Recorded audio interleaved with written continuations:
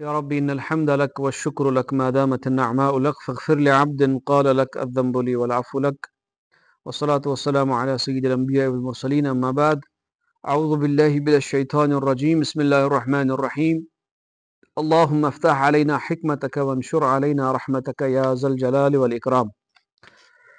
درس قرآن میں آج ہمارا پہلا یہ درس ہوگا انشاءاللہ العزیز جزء اما کو لے کر، یعنی قرآن کے آخری پارے کو لے کر، جس میں ہم سورہ النبأ سے شروع کریں گے اللہ تعالیٰ کی فضل و کرم سے۔ تو رب کریم ان دروس کو ہمارے لیے ثمرآور بنائے، فائدہ مند بنائے، اور ہمارے لیے باعث نجات و مغفرت ہو اور باعث ہدایت ہو۔ جزء اما کا پہلا یا پہلی سورت سورۃ النبأ ہے۔ سورۃ النبأ یہ مکی سورت ہے۔ حضور نبی کریم صلی اللہ علیہ وآلہ وسلم نے جب اسلام کی دعوت اہل مکہ کے سامنے پیش کی، ابھی ابتدائی دور ہی تھا کہ یہ سورت بھی آپ صلی اللہ علیہ وسلم پر نازل ہوئی۔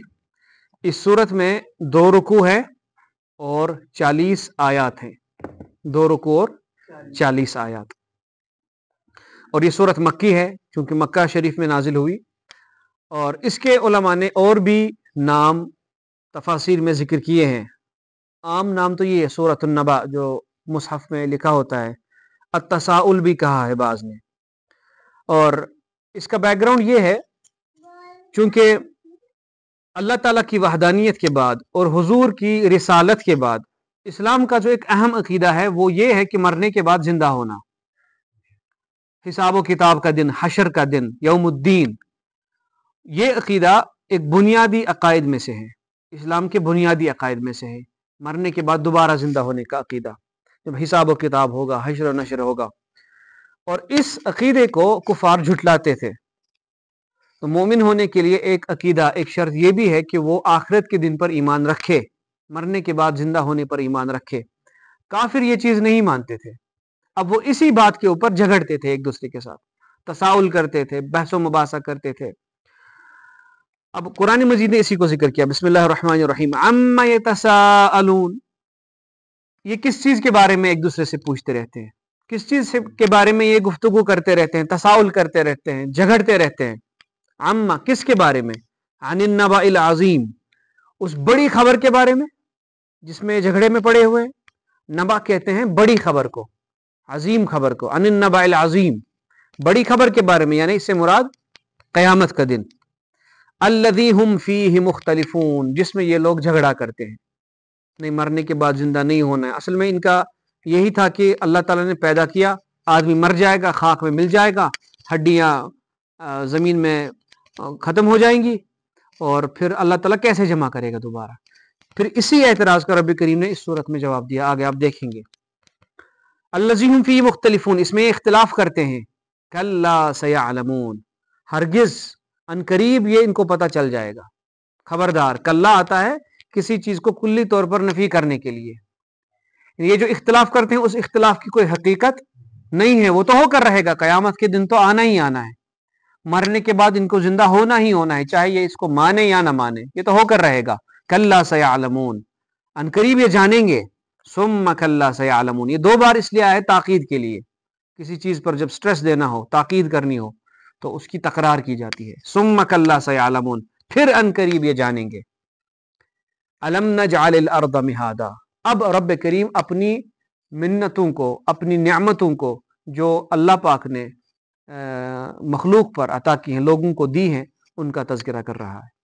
الم نجعل الارض مہادا، کیا ہم نے ان کے لیے زمین فرش نہیں بنایا، زمین نہیں بچھایا ان کے لیے؟ یعنی اب رب کریم اپنی ذات کے اوپر دلائل پیش کر رہا ہے، آفاقی دلائل جو اس کون میں، اس کائنات میں زمین کے اوپر موجود ہے، تاکہ یہ انسان ان دلائل پر غور و فکر کر کے اللہ کی ذات کو مانے۔ جب اللہ کی ذات کو مانے گا تو ظاہر سی بات ہے قیامت کی دن کو بھی مانے گا، کیونکہ سب سے بڑا غیب اللہ کی ذات ہے۔ جو اس نے اللہ کی ذات کو مان لیا تو اس کے بعد جنت، جہنم، حشر و نشر، یہ ماننے میں اس کو کوئی مذائقہ نہیں ہوگا۔ تو اب رب کریم یہاں سے آفاقی دلائل پیش کر رہا ہے۔ الم نجعل الارض مہادا، کہ ہم نے آپ کے لیے زمین فرش نہیں بنایا، بچھایا نہیں، والجبال اوتادا، اور زمینوں کو میخیں نہیں بنایا، زمینوں کو ان پہاڑوں کو میخیں نہیں بنایا جسے زمین کو قرار دیا گیا۔ وخلقناکم ازواجا، اور اللہ کی نشانیوں میں سے یہ بھی ہے کہ تم کو جوڑے پیدا کیا، صرف مرد نہیں بنائے یا صرف عورتیں نہیں بنائے، مرد اور عورتیں بنائیں۔ ازواجا یعنی آپ کو پیئرز میں بنایا، اور یہ ہر مخلوق میں ہے، جاندار مخلوق میں، ایون پلانٹس میں بھی میل فیمیل ہوتے ہیں، ہے نا، اور جانوروں میں تو ہے ہی۔ وخلقناکم ازواجا، ہم نے تم کو پیئرز میں پیدا کیا، ازواجا۔ وجعلنا نومکم سباتا، یہ ایک ایک نعمت کا ذکر اللہ رب العزت ایک ایک آیت کریمہ میں کر رہا ہے۔ وجعلنا نومکم سباتا، ہم نے تمہاری نیند تمہارے لیے راحت کا سامان بنایا، باعث آرام۔ تم دن کو تھکتے ہو، اور رات کو کتنے ہی تھکے ہوتے ہو، تم رات کو سو جاتے ہو، صبح جب اٹھتے ہو تو تر و تازہ ہوتے ہو، فریش ہوتے ہو، تو نیند کو تمہارے لیے آرام کا ذریعہ بنایا۔ وجعلنا نومکم سباتا وجعلنا اللیل لباسا، اور رات کو تمہارے لیے لباس بنایا، رات کو تمہارے لیے لباس بنایا۔ لباس کا ایک کام چھپانے کا ہے، یعنی تم رات میں وہ کام انجام دے سکتے ہو جو تم دن میں نہیں کر سکتے۔ یہاں پر صوفیہ نے اپنی تفسیر کی، تفسیر صوفیانہ میں جو بھی صوفیہ نے جن صوفیہ نے بھی اللہ کے ہاں ایک خاص مقام حاصل کر لیا، وہ رات کے وقت، تہجد کے وقت یا شب بیداری سے حاصل کیا۔ وجعلنا اللیل لباسا، کیونکہ دن میں کرتے تو سب کو پتہ چل جاتا، مسجد میں کرتے یا کسی گھر میں کرتے تو گھر والوں کو پتہ چل جاتا، تو کچھ معاملات ایسے ہیں جو صوفیہ نے مابین اپنے اور صرف اللہ کے درمیان رکھے۔ اللہ نے فرمایا وجعلنا اللیل لباسا، ہم نے تمہارے لیے پردہ کرنے والی رات تمہارے لیے دی، تاکہ تم سرگوشی کر لو مجھ سے، تنہائی میں مجھ سے تعلق بنا لو۔ وجعلنا النہار معاشا، اور دن تمہارے لیے سبب معاش بنایا، تم دن کو روزی کماؤ گے، تم دن کو کام کرو گے۔ کٲشِر ٲسۍ وَنان دَپان دۄہٕچ اَوَے گژھِ نہٕ دۄہلہِ شۄنٛگُن کِہیٖنۍ، سۄ گژھِ شِکسٕچ نِندٕر یُس دۄہلہِ شۄنٛگ۔ اللہ یہ کہ آپ قیلولہ کرتے ہیں سنت کے مطابق، قیلولہ بھی 3-4 گھنٹے کا نہیں ہوتا، 15 منٹ، آدھا گھنٹہ، 1 گھنٹہ چلو مان لیتے ہیں زیادہ سے زیادہ۔ یہ نہیں کہ آپ دن کو کھا کے سو گئے 2 بجے اور اٹھیں گے آپ بعد عصر، مغرب کے بعد، وہ تو پوری نیند ہو گئی۔ قیلولہ اور نیند میں فرق ہے نا۔ تو اکثر دن کا حصہ اللہ پاک نے کس کے لیے بنایا؟ وجعلنا النہار معاشا، تم اپنا رزق تلاش کرو، تم دوڑ دھوپ کرو، میں نے تمہارا رزق بکھیر کے رکھ دیا ہے، تم اس کو جمع کرنے کی کوشش کرو، تقدو کرو، اور پھر دینا میرا کام ہے۔ وَبَنَيْنَا فَوْقَكُمْ سَبْعًا شِدَادًا، اور تمہارے اوپر 7 مضبوط آسمان بنائے۔ 7 آسمان کا ذکر یہاں پر ہے، مضبوط آسمان بنائے، ان پر بھی غور و فکر کرو۔ وَجَعَلْنَا سِرَاجًا وَهَّاجًا، اور ہم نے ایک چمکتا ہوا آفتاب بنایا، چمکتا ہوا سورج بنایا۔ وہاج کہتے ہیں جس کی کرنیں ہر جگہ پہنچتی، جس کی روشنی ہر جگہ پہنچتی ہے۔ وَأَنزَلْنَا مِنَ الْمُعْصِرَاتِ مَاءً ثَجَّاجًا، اور ہم نے بادلوں سے پانی برسایا، بادلوں سے پانی برسایا۔ تو پانی برسنے کا جو عمل ہے یہ بادلوں سے ہوتا ہے عمومی طور پر، لیکن 2 ہی جگہیں ایسی ہے جہاں پر آسمان سے دروازے ایک بار کھولا گیا اور اگلی بار دوبارہ کھلے گا۔ ایک تو جب قوم نوح پر عذاب آیا، قوم نوح علیہ السلام کی قوم پر جب عذاب آیا تو اللہ پاک نے فرمایا کہ ہم نے آسمان کے دروازے کھول دیے۔ اس وقت جو بارش برسی، عذاب کی بارش، وہ بادلوں سے نہیں برسی تھی، مفسرین نے ایسے لکھا ہے، ورنہ عموماً تو قدرت کا قانون یہی ہے کہ بادل ہوں گے تو بارش ہوگی۔ اس وقت بادل تھے ہی نہیں، اللہ پاک نے فرمایا کہ ہم نے آسمانوں کے دروازے کھولے، پھر بارش نہیں برسی بلکہ یکایک وہ جو کیا گرتی ہے اس کو کیا کہتے ہیں، کٲشِر پٲٹھۍ ترٹھ چھنا وسان، تو آسمان وس تمے، ہم نے دروازے جب کھول دیے، خزانے کھول دیے، تو قطرہ قطرہ نہیں بہا، پورا پانی کے دریے آسمان سے گرے۔ اور صرف یہی نہیں، فَالْتَقَى الْمَاءُ، اللہ پاک نے فرمایا کہ پھر 2 پانی ملے، ایک تو آسمان کا پانی ملا اور زمین سے بھی چشمے پھوٹے، تو آسمان کا پانی اور زمین کا پانی مل گیا، ایک بار ہوا ہے، آسمان کے دروازے کھلے۔ آگے اب اللہ کریم اس صورت میں تذکرہ کرے گا کہ اب اور کب دروازے کھلیں گے۔ تو وَأَنزَلْنَا مِنَ الْمُعْصِرَاتِ مَاءً ثَجَّاجًا، ہم نے تمہارے لیے بادلوں سے پانی برسایا، کیوں؟ لنخرج به حبا ونباتا، تاکہ اس سے دانا نکلے، اس سے کھیتی نکلے، اس سے سبزہ نکلے، وہ بھی تمہارے لیے ہے۔ وجنات الفافا، اور باغات۔ ان یوم الفصل کان میقاتا۔ اب یہاں تک آیت نمبر 6 سے لے کر آیت نمبر 16 تک 10 آیتوں میں اللہ کریم اپنی الگ الگ نعمتوں کا تذکرہ فرما رہا ہے۔ کیا یہ نہیں کیا، کیا یہ نہیں کیا، کیا یہ نہیں کیا، کیا یہ نہیں کیا؟ یعنی اتنے دلائل تمہارے لیے کافی نہیں ہے، اب سنو، جب میں نے اتنا کیا، ان یوم الفصل کان میقاتا، قیامت کے دن وہ فکسڈ ہے، وہ ہو کر رہے گا، ٹھیک؟ یوم ینفخ فی الصور فتأتون افواجا، جس دن سور پھونکا جائے گا اور تم فوج در فوج، جماعتوں کی جماعتیں آؤ گے۔ اور سور یہ کوئی وہ سور نہیں ہے جو پاؤڈر کی شکل میں ہوتا ہے، سور ایک انسٹرومنٹ ہے، ایک آلہ ہے، جس طرح میوزیکل انسٹرومنٹس ہوتے ہیں، تو کس طرح کا آلہ ہے واللہ عالم، اللہ بہتر جانتا ہے۔ تو اسرافیل علیہ السلام اس سے اپنے ہونٹ لگائے ہوئے ہیں، نورانی ہونٹ، اور جب حکم ہوگا وہ اس میں آواز دیں گے تو اس سے ایک آواز نکلے گی، اس سے ایک دردناک آواز ہوگی۔ فَإِذَا جَاءَتِ الصَّاخَّةُ يَوْمَ يَفِرُّ الْمَرْءُ مِنْ أَخِيهِ وَأُمِّهِ وَأَبِيهِ وَصَاحِبَتِهِ وَبَنِيهِ، جس طرح آپ سمجھو کہ ایک فریکوینسی نہیں ہوتی، ریڈیو کی فریکوینسی، بیپ کی آواز، اگر وہ بڑھانے کی وہ بڑھتی چلی جائے گی، پھر وہ کانوں کو برداشت نہیں ہوتی، فریکوینسی کی آواز۔ اس طرح آپ سمجھو مثال کے طور پر ایک آواز جب آئے گی اس سور کی، اس انسٹرومنٹ سے، وہ آواز ہلکی ہوگی، پہلے بڑھتی بڑھتی بڑھتی چلی جائے گی، کانوں کے پردے پھٹ جائیں گے اور اسی آواز سے تمام کافر مر جائیں گے، ٹھیک ہے؟ اور قیامت کا جب یہ منظر ہوگا، اس سے 40 سال پہلے مسلمان سارے مر گئے ہوں گے۔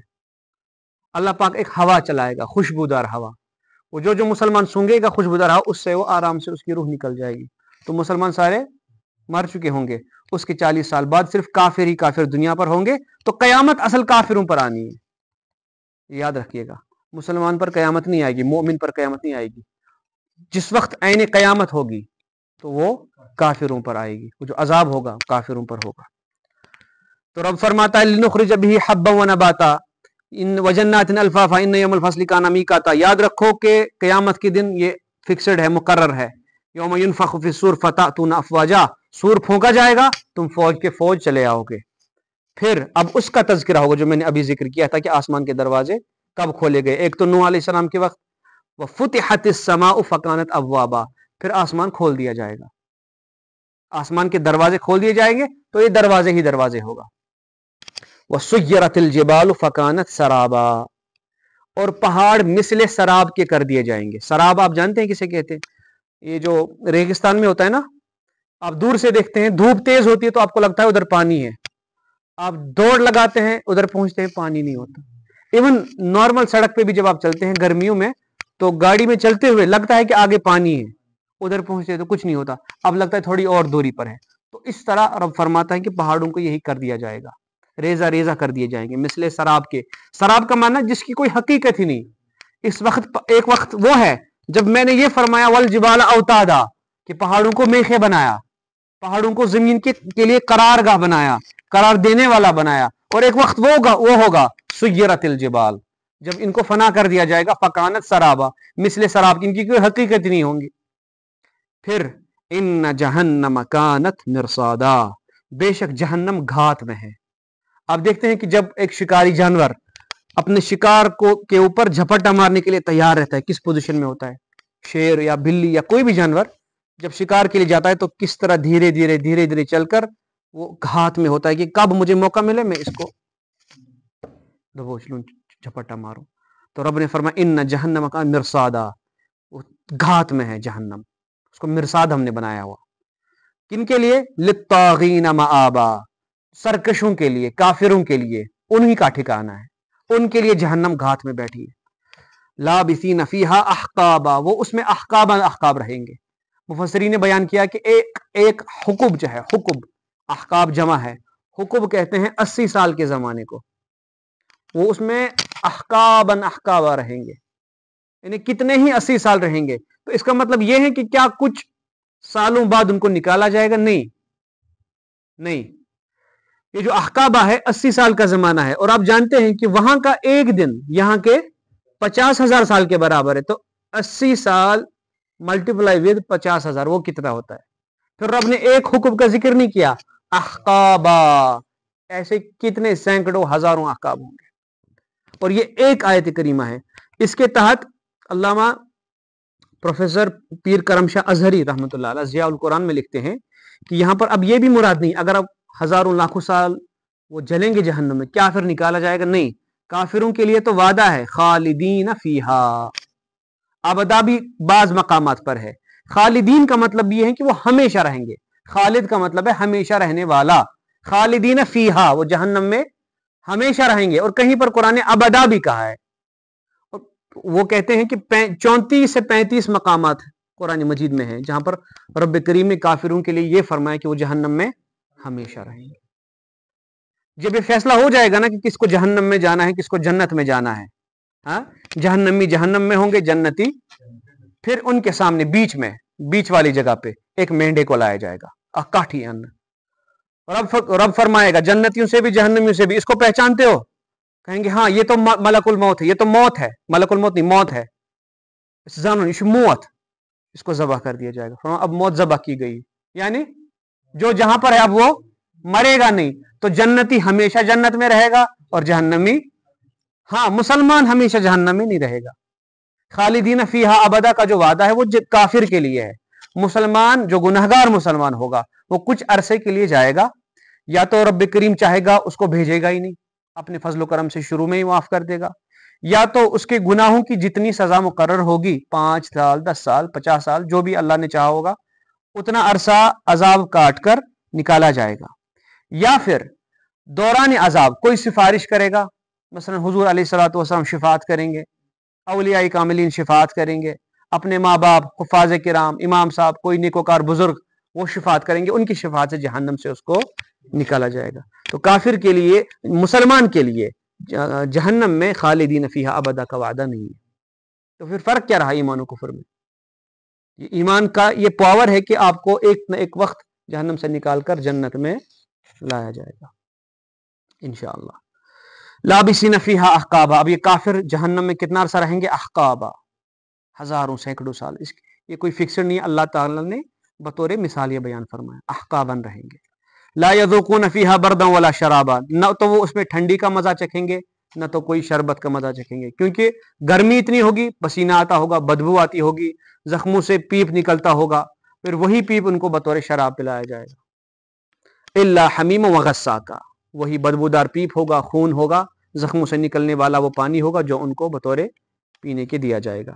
جزاء وفاقا، یہ ان کی جزا ہے جو انہوں نے کیا. انہم کانوا لا یرجون حسابا، اب اس اعتراض کو بیان کیا جا رہا ہے کہ جس کی وجہ سے یہ عذاب ان پر ہوگا. کیا؟ انہم کانوا لا یرجون حسابا، وہ اس بات کی امید ہی نہیں رکھتے تھے کہ حساب ہوگا. اب چکھو، ہاں، وکذبوا بآیاتنا کذابا، اور ہماری آیتوں کو سختی سے جھٹلاتے تھے. جب حضور ان کے پاس تشریف لائے تو انہوں نے ان کو مجنون کہا، انہوں نے ان کو ساحر کہا، انہوں نے پتہ نہیں کیا کیا القابات سے حضور کو پکارا. طائف کے میدان میں آپ صلی اللہ علیہ وسلم کے بدن اقدس پر پتھر چلائے، اور بھی کتنی ہزاروں تکلیفیں حضور کو دی، یا دیگر انبیاء کرام علیہم الصلوۃ والتسلیم. وکذبوا بآیاتنا کذابا، ہماری آیتوں کو سختی سے جھٹلاتے تھے. وکل شیء احصیناہ کتابا، ہم نے ہر ایک چیز کو نوٹ کر کے رکھا ہے، ہم بھولے نہیں ہیں. آپ نے میرے محبوب کو تنگ کیا ہے نا، بار بار ہر جگہ تنگ کیا ہے. کل شیء احصیناہ، احصا یحصی کا مطلب ہوتا ہے گننا. گنزرت تھاون اشو گنزرت تھومت کتابا، کتاب میں لکھ کے رکھا ہے ہم نے لکھ کے رکھا ہے. پھر کیا کہیں گے؟ فذوقوا فلن نزیدکم الا عذابا، اب چکھو اس عذاب کو اور تمہیں عذاب کے علاوہ کچھ نہیں دیا جائے گا. بڑھایا جائے گا مگر عذاب کے ساتھ ہی بڑھایا جائے گا. ان للمتقین مفازا، اب مسلمانوں کا ذکر ہے. ان للمتقین مفازا، پرہیزگاروں کے لیے کامیابی ہے. حدائق واعنابا، باغات ہوں گے، انگور کی بیلیں ہوں گی. وکواعب اترابا، ان کے لیے پاک حوریں ہوں گی، پاک عورتیں ہوں گی. وکأسا دہاقا، چھلکتے جام ہوں گے جنت میں. لا یسمعون فیہا لغوا ولا کذابا، نہ تو کوئی بیہودہ بات جنت میں سنیں گے نہ ہی جھوٹ سنیں گے. جزاء من ربک عطاء حسابا، یہ ان کے رب کی طرف سے ان کے اعمال کی جزا ہوگی، ان کے ایمان کی جزا ہوگی. رب السماوات والارض، وہ رب آسمانوں اور زمین کا ہے. وما بینہما، اور جو کچھ ان کے درمیان ہے. وما بینہما الرحمن لا یملکون منہ خطابا، کسی کو یہ جرت نہیں ہوگی کہ وہ اللہ کے بارگاہ میں کلام کرے. قیامت کے دن کسی کو اذن خطاب نہیں ہوگا. یوم یقوم الروح والملائکۃ صفا، جس دن حضرت جبریل علیہ السلام اور تمام ملائکہ صف میں کھڑے ہوں گے. صف میں ہوں گے. لا یتکلمون، بات نہیں کر سکیں گے، بات نہیں کریں گے. الا من اذن له الرحمن وقال صوابا، سوائے جس کو اللہ رب العزت اذن دے گا، بات کرنے کی اجازت دے گا. وقال صوابا، اور وہ سچ ہی کہے گا. یہاں پر بھی بعض مفسرین نے کہا کہ یہ شان مصطفیٰ میں یہ آیت ہے. حضور علیہ الصلوۃ والسلام جب تمام لوگ، تمام امتیں ایک ایک کر کے سفارشی ڈھونڈیں گے، آدم علیہ السلام کے پاس جائیں گے، نوح علیہ السلام کے پاس جائیں گے، موسیٰ علیہ السلام، عیسیٰ علیہ السلام، سب کہیں گے اذهبوا الی غیری، اذهبوا الی غیری، آج میں شفاعت کے لیے نہیں ہوں، آج مجھ سے نہیں ہو سکے گا. تو آخر پر حضور نبی کریم صلی اللہ علیہ وسلم کی بارگاہ میں آئیں گے، وہ فرمائیں گے انا لہا، آؤ گنہگاروں میں اسی لیے ہوں، آؤ میں تمہاری شفاعت کے لیے ہوں. پھر حضور سجدہ ریز ہوں گے تو اللہ فرمائے گا ارفع رأسک یا محمد صلی اللہ علیہ وسلم، اپنا سر انور اٹھائیے. سل تعطا، آپ مانگیے آپ کو عطا کیا جائے گا. واشفع تشفع، آپ جس جس کی شفاعت کریں گے اس کو جہنم سے اٹھا کر جنت میں ڈال دوں گا، اس کی سفارش قبول ہوگی. تو اس وقت، اس دن اذن شفاعت اور اذن کلام حضور کو صلی اللہ علیہ وسلم ان کو عطا ہوگا. ٹھیک ہے، اللہ کی عطا سے. تو اسی پر امام احمد رضا فاضل بریلوی رحمہ اللہ کا کلام ہے کہ عرش حق ہے مسند رفعت رسول اللہ کی، دیکھنی ہے حشر میں عزت رسول اللہ کی. تجھ سے کیا جنت سے کیا مطلب وہاں بھی دور ہو، ہم رسول اللہ کے جنت رسول اللہ. تو اس دن اللہ پاک نے حضور کی شان بیان کرنی ہے، حضور کا مقام دکھانا ہے. لواء الحمد ان کے دست اقدس میں ہوگا، تمام انبیاء بھی ان کی سفارش کے طلبگار ہوں گے. اللہ پاک نصیب کرے. تو کسی کو کلام کرنے کا اذن نہیں ہوگا سوائے جس کو اللہ چاہے. وقال صوابا، وہ سچ ہی کہے گا. ذالک الیوم الحق، تو وہ دن حق کا دن ہے، سچ ہے، وہ ہو کر رہے گا. فمن شاء اتخذ، اب جو چاہے الی ربہ مآبا، وہ اپنی رب کی بارگاہ میں پناہ لے لے، دنیا میں ہی پناہ لے لے. انا انذرناکم عذابا قریبا، ہم نے آپ کو آنے والے عذاب سے ڈرا دیا ہے جو بہت قریب ہے. یوم ینظر المرء، جس دن ایک شخص دیکھے گا ما قدمت یداہ، کہ اس نے کیا بھیجا ہے آگے، اس کے ہاتھوں نے کیا کرتوت کیے ہیں، ان نے کیا اعمال کیے ہیں وہ دیکھیں گے. ویقول الکافر، اور کافر اس دن کہے گا یا لیتنی کنت ترابا، اے کاش میں کیا ہوتا، مٹی ہوتا. یہاں پر مفسرین نے یہ بھی کہا ہے کہ یہاں پر الکافر سے مراد ابلیس ہے. ابلیس یہ کہتا کہ کاش میں نے اس دن آدم کو سجدہ کیا ہوتا، میں نے یہ کہہ کر تکبر کیا کہ خلقتنی من نار وخلقتہ من طین، اے اللہ تم نے مجھے آگ سے پیدا کیا، اس کو مٹی سے پیدا کیا، آگ مٹی کو سجدہ کرے، ایسا نہیں ہو سکتا. تو تکبر نہ کیا ہوتا. یا لیتنی کنت ترابا، کاش اے رب مجھے بھی مٹی کا بنایا ہوتا تو مجھ میں یہ تکبر نہ ہوتا. تو تکبر کرنا یہ آگ کی صفت ہے، مٹی کی صفت تکبر نہیں ہے. مٹی مٹی میں ملنے والی ہے، خاک کو خاک میں ملنا ہے، تو خاک کی صفت تکبر کرنا نہیں ہے. تو یہ کافر کہے گا یا یہ ابلیس کہے گا یا لیتنی کنت، کاش میں مٹی ہوتا. تو یہ اس کا مضمون تھا. اللہ پاک سمجھنے کی توفیق عطا فرمائے اور اس پر عمل کرنے کی توفیق عطا فرمائے. سبحانک اللہم و بحمدک، اشہد ان لا الہ الا انت، استغفرک و اتوب الیک.